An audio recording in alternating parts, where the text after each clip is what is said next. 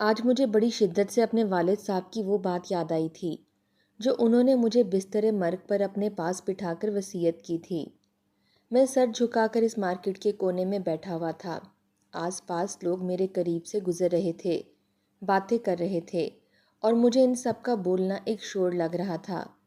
کوئی میرے پاس سے گزرتا تو اپنے پاس کھڑے بچے کا صدقہ یا پھر جیب سے پیسے نکال کر میرے سامنے بچھے رومال پر رکھ دیتا اور میں خاموشی سے ان پیسوں کو دیکھتا رہتا۔ ایک وقت تھا جب میں بھی لاکھوں کا مالک تھا، لاکھوں نہیں بلکہ کروڑوں۔ لیکن میں نے کیا کیا تھا؟ جب اپنے باپ کی وصیت بھولا تو سب کچھ ختم ہوتا چلا گیا۔ ایسے لگتا تھا جیسے سوکھی لکڑی کو آگ کھا گئی ہو۔ ٹھیک ویسے ہی میری دولت میری اپنی کوتاہیوں کی وجہ سے میرے ہاتھ سے جا چکی تھی۔ یہ جس مارکیٹ کے شروع میں زمین پر بھکاری بن کر بیٹھا تھا، کبھی اس مارکیٹ کا مالک ہوا کرتا تھا۔ یہ مارکیٹ میری ملکیت ہوا کرتی تھی، لیکن میں نے سب کچھ اپنے ہاتھوں سے گنوا دیا۔ میرے پاس کچھ بھی نہ رہا۔ آج بڑی شدت سے ابا جان کی یاد آ رہی تھی۔ شاید اس کی وجہ یہ تھی کہ آج ان کی برسی تھی۔ کاش میں ان کی باتیں مان لیتا۔ ایک گہری سانس خارج کر کے میں سوچنے لگا۔ میرے ابا کو دل کا دورہ پڑا تھا، تب سے ہی وہ چارپائی پر تھے۔ پہلے دل کی بیماری لگی، پھر گردے بھی خراب ہونا شروع ہو گئے۔ بھلے وقتوں میں بڑا علاج کروایا، پیسہ پانی کی طرح بہایا، لیکن اس وقت اتنی ترقی نہیں ہوئی تھی اور نہ ہی ہمارے شہر میں کوئی ایسا ڈاکٹر آیا تھا جو علاج کر سکتا۔ جس کے پاس بھی جاتے پیسے تو لے لیتا، لیکن دوائیاں دے کر گھر بھیج دیتا۔ یہی کہتا کہ محترم کا آخری وقت چل رہا ہے، گھر رہیں گے، اپنے بال بچوں کے ساتھ وقت گزاریں گے، یہی ان کے لیے بہتر ہے۔ میری والدہ تو پہلے ہی وفات پا چکی تھیں، والد ہی تھے جو ہمارا سہارا تھے۔ میری ایک ہی بہن تھی۔ جب بھی ابا کے پاس بیٹھتا تو میری بہن یا تو ابا کے پاؤں دبا رہی ہوتی، یا ان کے سر کا مساج کر رہی ہوتی، یا ان کی ٹانگیں دبا رہی ہوتی۔ کبھی زبردستی پرہیزی کھانا بنا بنا کر ابا کو کھلا رہی ہوتی۔ کبھی گھر آتا تو ابا کو صحن میں چہل قدمی کروا رہی ہوتی۔ ابا اسے دعائیں دیتے نہ تھکتے تھے، اس کے منہ پر اسے ڈانٹ بھی دیا کرتے۔ پھر جب وہ کام کرنے کے لیے کچن میں چلی جاتی تو ابا مجھے کہنے لگتے، بلکہ ہمیشہ ہی کہتے تھے کہ اپنی بہن کا بڑا خیال رکھنا، بڑی لاڈلی ہے یہ میری۔ میں نے آج تک جو کچھ بھی کمایا ہے سب کچھ تم دونوں کا ہی ہے، تمہاری سگی بہن ہے، بیٹا دھیان رکھنا، کل کو پرائی عورت اس گھر میں آئے تو اپنی بہن کی حق تلفی مت کرنا۔ ابا جب بھی پرائی عورت کی بات کرتے تو مجھے الجھن سی ہونے لگتی تھی، تب میں فوراً رخ پھیر جایا کرتا۔ میں کہتا کہ ابا یہ کیسی باتیں کرتے ہیں آپ؟ کیسے مجھے کوئی میری بہن کے خلاف بھڑکا سکتا ہے؟ میں پرائی عورت کو اتنی ڈھیلی نہیں دوں گا، ارے اس کی کیا اوقات جو مجھے میری بہن کے خلاف بھڑکا سکے؟ تو ابا بھی مسکرا دیتے، کہتے بیٹا میں جانتا ہوں، جب مرد پر عورت کا عشق سوار ہو جائے تو وہ پھر کئی رشتے ردی کے برابر سمجھ کر یوں ہی پھینک دیا کرتا ہے۔ میں یہ نہیں کہتا کہ تم غلط ہو یا آگے جا کر اپنی بہن کے ساتھ غلط رویہ رکھو گے۔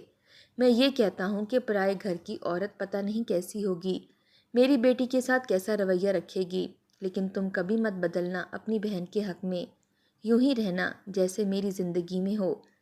میں نے ابا سے وعدہ کیا تھا کہ اول تو اللہ تعالیٰ آپ کی زندگی کرے، اگر آپ کو کچھ ہو بھی گیا تو پھر بھی بے فکر رہیے گا، میرے ہوتے ہوئے میری بہن کو کوئی کچھ بھی نہیں کہہ سکتا۔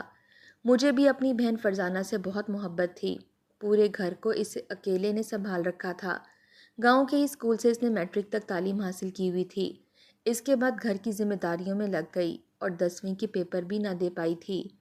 بہرحال اس روز جب میں گھر لوٹا تو فرزانہ مجھے کافی پریشان دکھائی دینے لگی تھی۔ کہنے لگی ابا کب سے سوئے ہوئے ہیں، میں بلاتی ہوں تو بس ہوں ہاں کر دیتے ہیں، لیکن ٹھیک سے بات نہیں کر رہے، تم دیکھو نا شاید تم سے بات کر لیں۔ میں نے اس کی بات سنی تو فوراً ابا کے پاس گیا۔ ان کی طبیعت کافی خراب لگ رہی تھی، انہیں ڈاکٹر کے پاس لے کر گیا، لیکن تب تک شاید وہ آخری سانسیں لے رہے تھے۔ ڈاکٹر نے انجیکشن لگائے، ڈرپ لگائی تو ابا کو تھوڑا ہوش آیا۔ مجھے کہنے لگے بیٹا اپنی بہن کا خیال رکھنا، میرے نام پر 2 مارکیٹیں ہیں، ایک میں نے تمہارے لیے رکھ لی ہے اور ایک میں نے اپنی بیٹی فرزانہ کے لیے۔ اب وہ مارکیٹ تمہاری امانت ہے، اپنی بہن کو رخصت کرتے وقت اور کچھ دو نہ دو مگر ایک باپ کی دعائیں ضرور دینا۔ میں ابا کی بات سمجھ چکا تھا، میری آنکھوں میں آنسو آ چکے تھے۔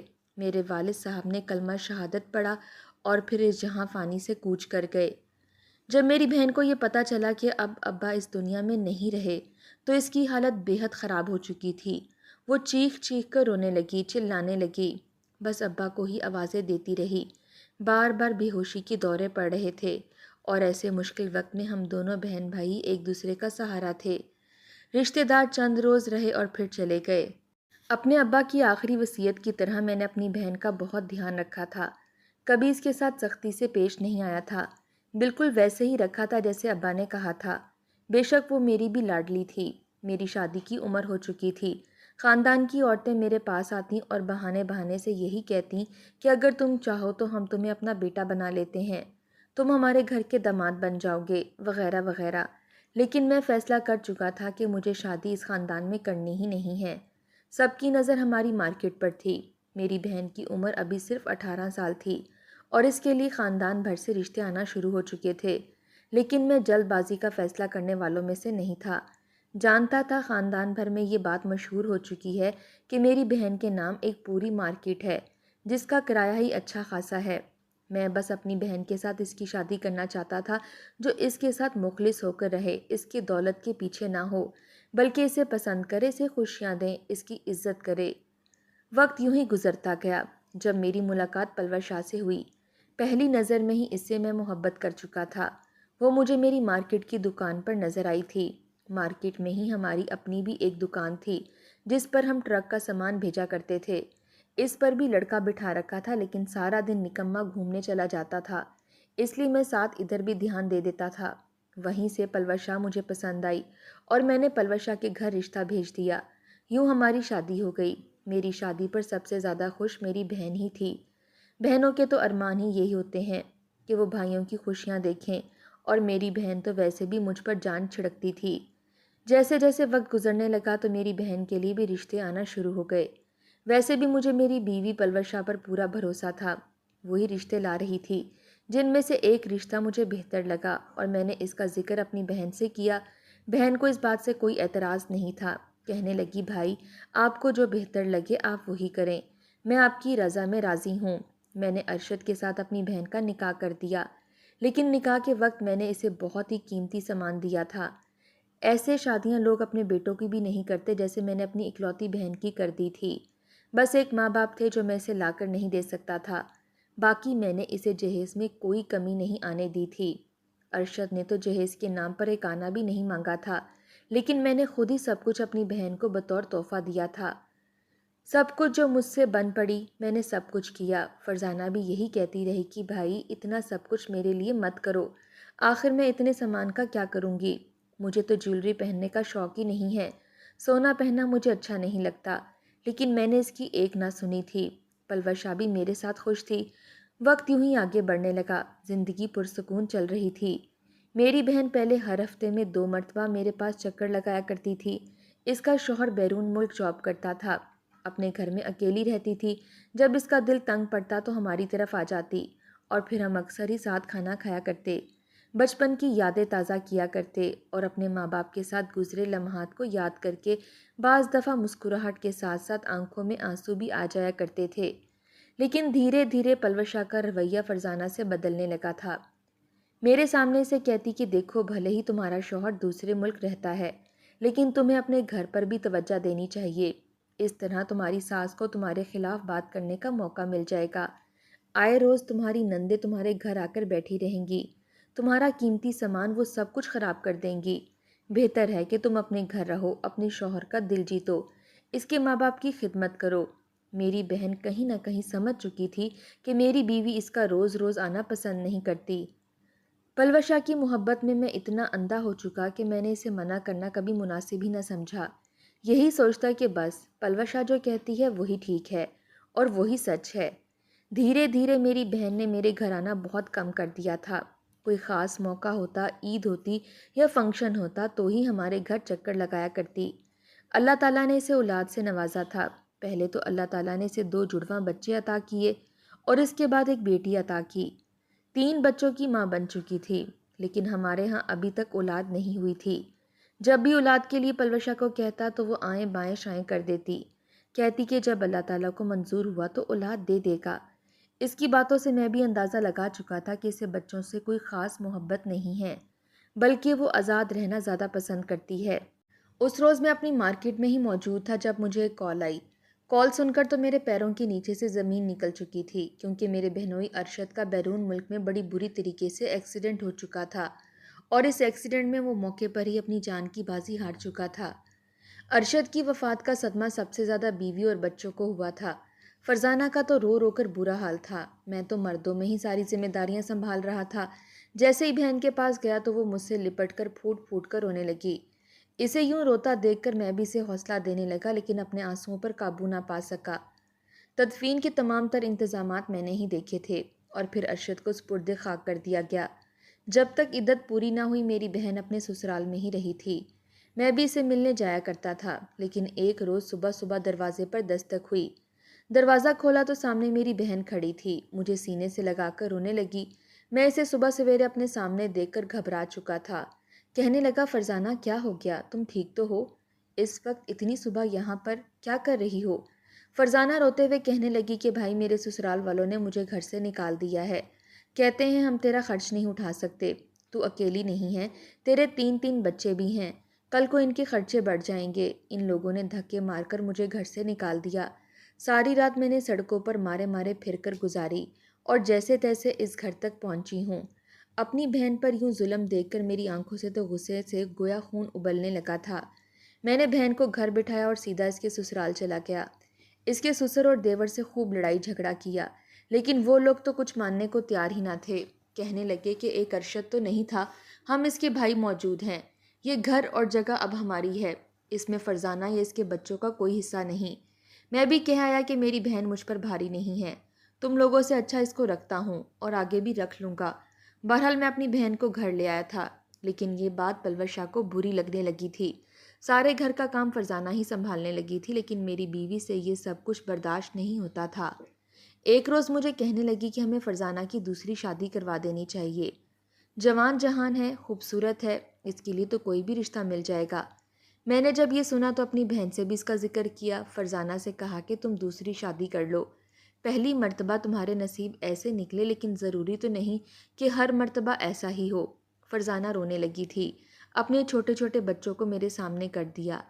روتے ہوئے کہنے لگی، بھائی، کیا دوسرا شوہر میرے بچوں کو وہ محبت دے پائے گا جو کہ ایک سگا باپ دیتا ہے؟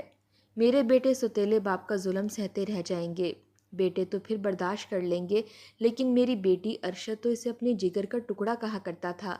اگر میرا دوسرا شوہر میری بیٹی پر ہاتھ اٹھائے گا، اسے ڈانٹے گا، مارے گا، تو پھر بھلا میں کیسے سب کچھ برداشت کر سکوں گی؟ میری بہن صاف انکار کر چکی تھی کہ وہ کبھی بھی ایسا نہیں کرے گی، تو میں بھی خاموش ہو گیا۔ اتنے عرصے بعد میرے گھر بھی خوشخبری آنے والی تھی۔ ایک روز بیوی کی طبیعت خراب ہوئی، ڈاکٹر کے پاس لے کر گیا تو یہ پتہ چلا کہ پلوشہ ماں بننے والی ہے۔ میں تو خوشی سے ہواؤں میں اڑ رہا تھا، لیکن مجھ سے بھی زیادہ فرزانہ خوش تھی۔ کہنے لگی کہ میں سارے گھر کی ذمہ داری سنبھال لوں گی اور اپنی بھابھی کا بھی خوب دھیان رکھوں گی تاکہ ان کی صحت پر کچھ اثر نہ پڑ سکے۔ پلوشہ بھی میری بہن کو نوکرانی سمجھنے لگی تھی، سارے کام اس سے کرواتی، یہاں تک کہ اپنی ٹانگیں بھی دبواتی، سر بھی دبواتی، ہر کام اس سے کرواتی۔ اللہ تعالیٰ نے مجھے پہلی اولاد بیٹا عطا کیا تھا۔ میری بہن نے جب پہلی مرتبہ میری اولاد کو اٹھایا تو خوشی سے رونے لگی تھی۔ اللہ تعالیٰ کا شکر ادا کرنے لگی، شکرانے کے نوافل ادا کیے کہ اللہ تعالیٰ نے میرے بھائی کو صحت و سلامتی والی اولاد عطا فرمائی ہے۔ میری بیوی سے ڈانٹ بھی دیتی، جھڑک بھی دیتی۔ میں بھی اپنی بیوی کی باتوں میں آ کر اگر اس کے ماتھے پر بل ڈال کر بات کر دیتا، پھر بھی اس نے کبھی منہ سے ایک لفظ تک نہیں نکالا تھا۔ مسکرا کر آگے سے جواب دے دیتی۔ جب پلور شاہ کو لگا کہ وہ جو کچھ بھی میری بہن کو کہتی رہے مجھے خاص فرق نہیں پڑتا، میرا سارا دھیان تو اپنے بیٹے اور اس کی طرف ہے، تو اس نے اپنی حدود پھلانگنا شروع کر دی۔ ایک وقت وہ بھی آیا جب میرا بیٹا بولنے کے قابل ہوا۔ بعض دفعہ بچے ادھر ادھر سے سن کر گالیاں سیکھ جاتے ہیں۔ میرے بیٹے نے بھی گالیاں سن لیں، اور سنی بھی یقیناً اپنی ماں سے ہی تھی، کیونکہ پلوشہ اکثر غصے میں میری بہن کے بچوں کو گالی دے دیا کرتی تھی، انہیں کتے یا کتی کہہ دیا کرتی، اور وہیں سے میرے بیٹے نے بھی یہ گالی سیکھ لی تھی۔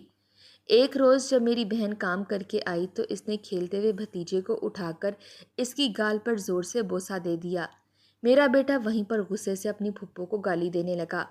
اس نے پھپھو کہنا سیکھا ہی نہ تھا، بلکہ کتی کہہ کر بلایا کرتا، اور بجائے ناراض ہونے کے میری بہن ہنس دیا کرتی، گویا اس کے منہ سے یہ لفظ سن کر بھی اسے خوشی محسوس ہوتی تھی، اور ایک مرتبہ پھر اس کا گال چوم لیتی اور اسے تنگ کرتی۔ وہ جب تک گالیاں نکالتا رہتا میری بہن اسے چومتی ہی رہتی۔ اگر میں اپنے سامنے یہ سب کچھ ہوتے دیکھتا تو بیٹے کو ڈانٹ دیتا۔ ایک مرتبہ جب میرے سامنے اس نے فرزانہ کو گالی دی تو میں اسے ڈانٹ چکا تھا کہ خبردار جو دوبارہ تم نے پھپھو کو گالی دی۔ تو میں نے پلوشا کو بھی ڈانٹا کہ اسے گالیاں کیوں سکھاتی ہو، جب یہ گالیاں نکالے تو اسے ڈانٹا کرو، مارا کرو، لیکن وہ تو مجھ سے ہی لڑ پڑی تھی۔ یہ تمہاری بہن کے ہی بدتمیز بچے ہیں، تمہاری بہن نے اپنی اولاد کو سر چڑھا رکھا ہے، ہر وقت میرا بچہ ان کے ساتھ رہتا ہے، انہوں نے ہی اسے بگاڑا ہوا ہے۔ حقیقت کیا تھی میں جانتا تھا، پھر بھی میری دلچسپی اپنی بہن اور بھانجے بھانجیوں میں کم ہی ہونے لگی تھی۔ ایک وقت وہ بھی آیا جب میرے بھانجے بھانجیاں اسکول جانے کے قابل ہو گئے۔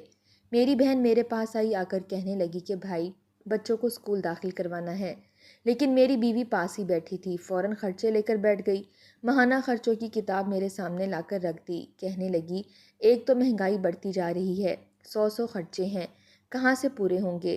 اگر یہ بچے بھی اسکول جانے لگ گئے تو ہمارے تو اخراجات پورے ہی نہیں ہوں گے۔ میں بھی اپنی بیوی کی ہاں میں ہاں ملا رہا تھا، کہنے لگا کہ صبر کر جاؤ، 1-2 سال بعد کروا دیں گے بچوں کو داخل، فی الحال مہنگائی بہت زیادہ ہو چکی ہے اور مارکیٹ میں کرایہ دار پیسے بھی نہیں دے رہے، جبکہ آج ہی میں سب سے کرایہ لے کر آیا تھا، اور جب فرزانہ کمرے میں داخل ہوئی تھی تو میرے ہاتھ میں نوٹوں کی گتھی بھی موجود تھی، جسے میں فوراً تکیے کے نیچے چھپا چکا تھا۔ میری بہن نے جب یہ سنا تو فوراً کہنے لگی کہ بھائی پہلے ہی میرے بچے بڑے ہو چکے ہیں، ابھی تک ان کو اسکول نہیں ڈالا، بہت لیٹ ہو چکے ہیں، ان کی تعلیم کے مطابق ان کی ہم عمر بچے تو 2 یا 3 کلاس میں پڑھ رہے ہیں، اب مزید میں کتنا انتظار کروں گی؟ میں کچھ نہیں بولا تھا، کچھ بولتا اس سے پہلے ہی پلوشا کہنے لگی کہ اچھا اگر اتنا ہی شوق ہے پڑھوانے کا تو جاؤ اپنے خرچے پر پڑھاؤ، میرے شوہر پر کیوں بوجھ ڈالتی ہو؟ یہ اپنے بیوی بچوں کے خرچے پورے کریں یا تمہارے؟ میری بیوی کا اتنا کہنا تھا کہ میری بہن خاموش ہو گئی۔ کچھ دیر بعد کمرے سے باہر نکلی تو اس کے ہاتھ میں بیگ تھا۔ ہمارے گاؤں میں ایک پرانا مکان موجود تھا جہاں پر ہم پہلے رہا کرتے تھے، لیکن پھر شہر میں شفٹ ہو چکے تھے۔ بہن کہنے لگی کہ میں اس گھر میں جا کر رہ لوں گی، میں نے بھی اسے نہیں روکا تھا، میری بہن وہاں چلی گئی۔ میں نے خرچے کے نام پر اس کے ہاتھ پر 1 روپیہ بھی نہیں رکھا تھا۔ گاؤں جا کر سب سے پہلے تو اس نے اپنا زیور بیچا تھا، زیور کا کچھ حصہ بیچ کر اس نے گھر میں سودا سلف منگوایا تھا، پھر اپنے لیے سلائی مشین لی اور یوں کپڑے سلائی کڑھائی کر کے وہ اپنا اور اپنے بچوں کا گزارا کرنے لگی۔ اپنے بچوں کے لیے اس نے سرکاری اسکول منتخب کیا تھا، وہیں بچوں کو بھی پڑھانے لگی۔ مجھے بھی اپنی بہن سے خاص غرض نہ رہی تھی، وہ جیے یا مرے، جیسا میرا اس سے کوئی واسطہ ہی نہیں تھا۔ میں پلوشا اور اپنے بچے کے ساتھ خوش تھا۔ دھیرے دھیرے وقت گزرا اور میں 2 بچوں کا باپ بن گیا۔ میری بہن کے بچے مڈل تک تعلیم حاصل کر چکے تھے، لیکن آگے حاصل کرنے کے لیے میری بہن کے پاس پیسے نہیں تھے۔ وہ کئی سالوں بعد میرے گھر آئی تھی۔ میرے بچے تو اچھے خاصے انگلش میڈیم اسکول میں پڑھ رہے تھے، کسی چیز کی کوئی کمی نہیں تھی۔ اس روز میری بہن میرے گھر آئی اور آ کر مجھ سے کہنے لگی کہ بھائی مجھے میرے حصے کی وراثت دے دو، ابا نے جو مارکیٹ میرے نام کرنی تھی وہ مجھے دے دو تاکہ ان کے کرایوں سے میں اپنا اور اپنے بچوں کا گزارا کر سکوں، ان کو میں نے خوب پڑھانا لکھانا ہے اور مجھے اب پیسوں کی بھی ضرورت ہے، میرے سلائی کڑھائی سے اب گھر کے خرچ نہیں چلتے۔ جب میں نے یہ سنا تو میں حیرت میں مبتلا ہو چکا تھا، مجھے تو عیاشیوں کی عادت پڑ چکی تھی۔ اسی پل میری بیوی بولی اور کہنے لگی کہ تم یہیں آ جاؤ ہمارے پاس، گاؤں میں کہاں بچوں کو پڑھاؤ گی، یہ شہر ہے، اتنا بڑا گھر ہے، ہمارا اوپر والا پورشن ویسے بھی خالی ہے، بچوں کے ساتھ وہیں آ جاؤ، تمہارے بھائی تمہاری اولاد کو پڑھا دیں گے۔ بہن خوش ہو چکی تھی، چند روز بعد ہی وہ اپنا سامان لے کر شفٹ ہو چکی تھی، جبکہ پلوشا مجھے کہنے لگی کہ اگر مارکیٹ اپنی بہن کے نام کرو گے تو کروڑوں کا نقصان اٹھاؤ گے، اگر اس کے بچوں کو چند روز پڑھا دو گے تو معاملہ دب سکتا ہے۔ میں نے ایسے ہی کیا تھا، بہن کو یہیں بلا لیا اور اس کے بچوں کو اسکول میں بھی ڈال دیا، لیکن دھیرے دھیرے مجھے میری بیوی نے پیسوں کا لالچ سکھا دیا تھا، کہنے لگی کہ ایسے پیسے جاتے رہے تو ہمارے لیے تو کچھ بچے گا ہی نہیں، ہم تو سڑک پر آ جائیں گے۔ یوں ایک روز ہم نے فیصلہ کیا کہ کیوں نہ فرزانہ کو مار دیا جائے، ویسے بھی یہ اکثر بیمار ہی رہتی ہے، مر جائے گی تو جان چھوٹ جائے گی، یہ سوچ کر میرے دل میں دولت کی ہوس اتنی جاگی کہ میں نے دودھ کا گلاس لیا اور اس دودھ کے گلاس میں زہر ملا دیا۔ اپنے ہاتھوں سے میں وہ زہر والا دودھ اپنی بہن کو دے کر آیا تھا۔ کہنے لگا اس کو پی لو، ربڑی دودھ ہے، میں سب کے لیے لایا تھا۔ اپنے بھانجے بھانجیوں کو تو میں پہلے ہی نیچے بھیج چکا تھا۔ وہ میرے بچوں کے ساتھ بیٹھ کر ربڑی دودھ پی رہے تھے، لیکن بہن کے دودھ میں زہر ملا چکا تھا۔ وہ دودھ پیتی رہی، ساتھ مجھ سے یوں ہی بچپن کی باتیں کرتی رہی۔ جیسے جیسے دودھ نے اثر دکھانا شروع کیا، میں نے دروازے کو باہر سے کنڈی لگا دی۔ میری بہن اندر ہی تڑپ تڑپ کر مر چکی تھی۔ اس کے منہ سے جھاگ اور فرش پر بکھرے کانچ اور گلاس۔ میں نے سارے ثبوت صاف کر دیے تھے اور پھر اپنی بہن کو بستر پر لٹا کر اس کی کلائی پر چھری سے کٹ لگا دیا۔ خون ہر سو بہنے لگا تھا۔ خود میں نیچے آ گیا۔ تھوڑی دیر بعد جب میرے بھانجے بھانجیاں اوپر گئیں تو چیخنے چلانے کی آوازیں آنے لگیں۔ سب سے زیادہ میں ہی دھاڑے مار کر رویا تھا کہ میری بہن مر گئی۔ اپنے ہاتھوں سے تدفین کا سارا انتظام کیا تھا۔ دل ہی دل میں اور پلوشا خوش تھے کہ چلو جان چھوٹی۔ بچوں کو ہم نے پلوشا کے مرنے کے 1 ماہ بعد ہی واپس ان کے ددھیال بھیج دیا تھا، لیکن ددھیال والوں نے بھی رکھنے سے انکار کر دیا۔ کہنے لگے ہم کیوں پالیں بھائی، ہمارے اپنے 100 خرچے ہیں۔ میں نے بھی بچوں کو یوں ہی سڑک پر چھوڑ دیا۔ بہن کے سسرال کے پڑوس میں رہنے والے شخص نے جب دیکھا تو وہ میرے بھانجے بھانجیوں کو اس ادارے میں چھوڑ آیا جہاں پر اس جیسے کئی لاوارث بچے رہتے ہیں جن کا کوئی ٹھکانہ نہیں ہوتا۔ میں اپنی زندگی بڑی خوش و خرم گزار رہا تھا، لیکن پھر میرے بیٹے جوان ہو گئے۔ بیٹوں نے کہا کہ کینیڈا میں بزنس کرنا ہے، مارکیٹ بیچنی ہے۔ میں نے اپنی بہن والی ساری مارکیٹ بیچ دی۔ کروڑوں روپے ہاتھ آئے تھے۔ سب کچھ اپنے بچوں کو دے دیا۔ دونوں بیٹے باہر کے ملک جا کر سیٹل ہو گئے۔ کاروبار شروع کر دیا۔ کاروبار کو مزید وسیع کرنے کے لیے انہوں نے یہ گھر اور دوسری مارکیٹ بھی بیچنے کا کہا۔ میں نے انکار کیا، لیکن اب کمزور ہو چکا تھا۔